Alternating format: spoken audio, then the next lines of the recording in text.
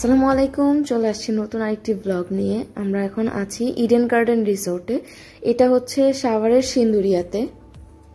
আর আমরা এই রিসোর্টে ঘুরতে এসেছি মাত্র 1 থেকে 2 ঘন্টার জন্য।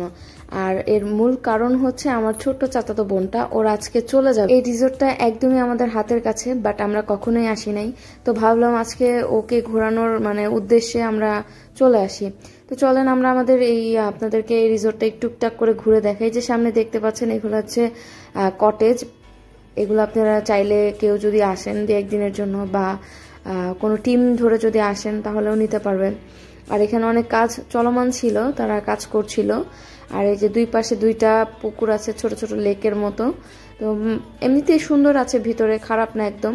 মোটামুটি আপনার একটা টাইম পাস করার জন্য ভালো একটা অপশন হতে পারে, হাতের কাছে। আমাদেরও খুব কাছে ছিল, বাট এটাই আমার ফার্স্ট টাইম যাওয়া। তো একবারে খারাপ ছিল না আমার মতে। জাস্ট আমরা 1 ঘন্টার জন্য গিয়েছিলাম ওকে একটু ঠান্ডা করার জন্য। তারপরে এখানে যে টুকটাক আর কি শোপিসের মতন কিছু জিনিস ছিল, দোলনা ছিল। দোলনা আমার খুবই পছন্দ। দোলনা দেখে আমি কোনোভাবেই নিজেকে আটকে রাখতে পারিনি, তাই দৌড় দিয়ে গিয়ে দোলনায় উঠে পড়েছি। আমি এখানে দোল খাচ্ছি, আর ওই যে আমার সাহেব আসছেন, আর ওই সামনেই তারা গোল মিটিং করছে।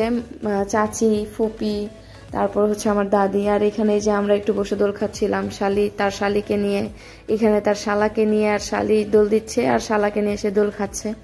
তো এই হচ্ছে, এভাবে আমরা একটু টুকটাক টাইম স্পেন্ড করলাম। ওকে মূলত ঠান্ডা করলাম, ও কোনোভাবেই যাবে না, তো বুঝিয়ে সুঝিয়ে আর কি এখানে নিয়ে আসছি ঘোরানোর জন্য। আর এইখানে আমার কাকা বিন্দাস বসে বসে ফোন দেখছিল। আর এই পাশে আমি একটু আপনাদেরকে দেখাচ্ছি। মোটামুটি জিনিসটা সুন্দর ছিল। তারা আর কি শীতের মৌসুমে শীতের ফুল দিয়ে সবকিছু ডেকোরেট করে রেখেছে, ভালোই লাগছিল। আর এই যে হচ্ছে গ্যাং।